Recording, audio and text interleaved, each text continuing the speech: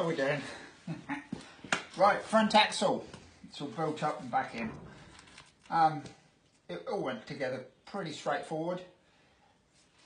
We've got new brake cylinders, new brake shoes. With the brakes, same as much as the steering really, we're not going to compromise on parts. We'll put new brake shoes, new brake cylinders, new flexi hoses, all new brake pipes, and it will be the same when we put the steering in. It'll be new steering joints right the way down to the steering box. The drums have been down the machine shop and got skimmed. They come up really well. There's no cracks in them. One thing you have to look for on these, they can develop cracks through the studs and up into the drum surface itself, but these, they do look really good. They come up well.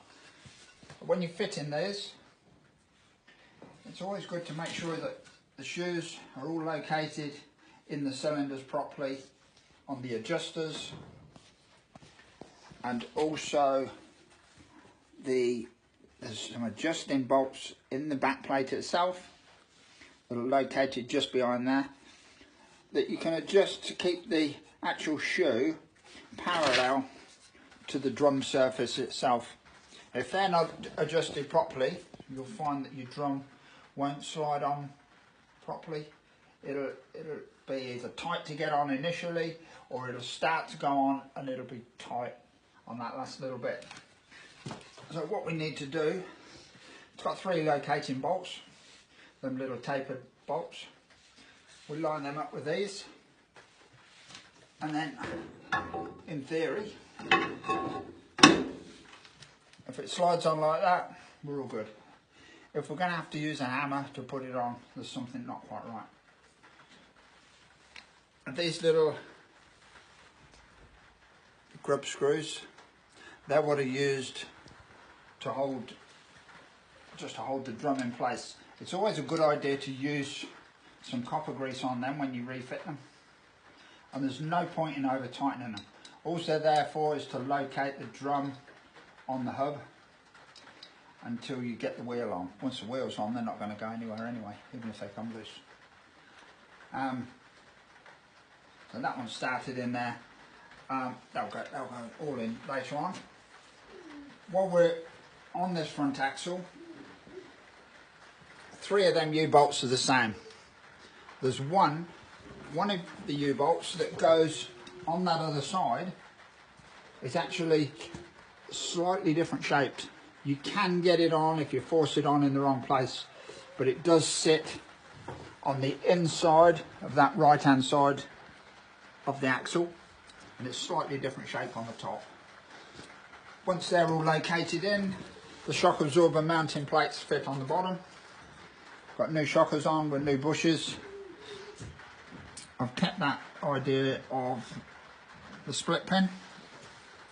What I have done in the past on some models is run a die down there and put a nut on it rather than that split pin. It does make it a bit easier if you're changing the bushes, but on this particular one we're going to keep the split pin.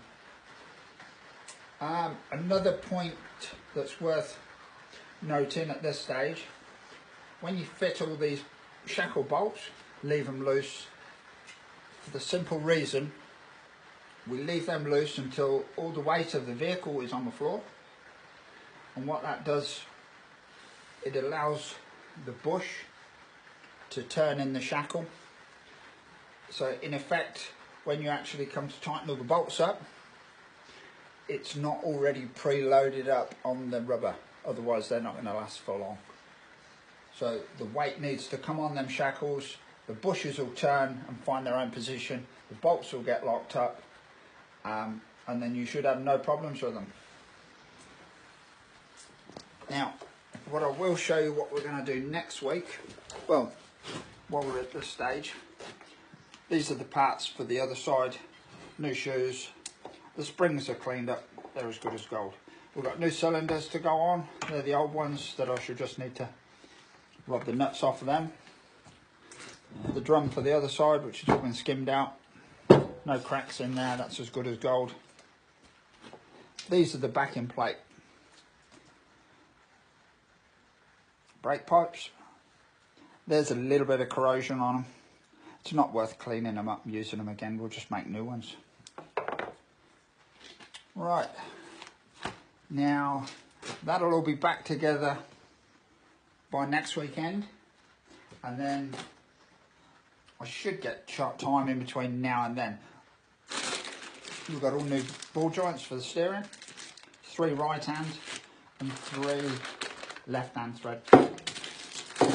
So these will all be stripped down, cleaned up. Make sure all these pinch bolts that go through these locking clamps are all good. It's not even worth thinking about trying to use them again. They've been sitting around for God knows how long, so they'll just get pulled out and replaced with new ones. This is the steering idler. They're quite an easy unit to strip down. What I will do this week, I shall pull just the arms off. We'll drain the oil out of it because they are oil filled. We'll drain the oil out and we'll have a look, see what it's like. It turns real smoothly, so I might just not bother stripping it completely down because they are a little bit awkward to rebuild. There's a big spring in there and it don't like being recompressed in. So we'll see how we get on with that and we'll let you know next week. If you want to have a quick look at the chassis and just see how we're getting on with that. Everything's looking pretty good. And we shall be building another pair of rims up on some new tyres to put on the front axle. Until next week, hope everybody enjoys the video. Bye.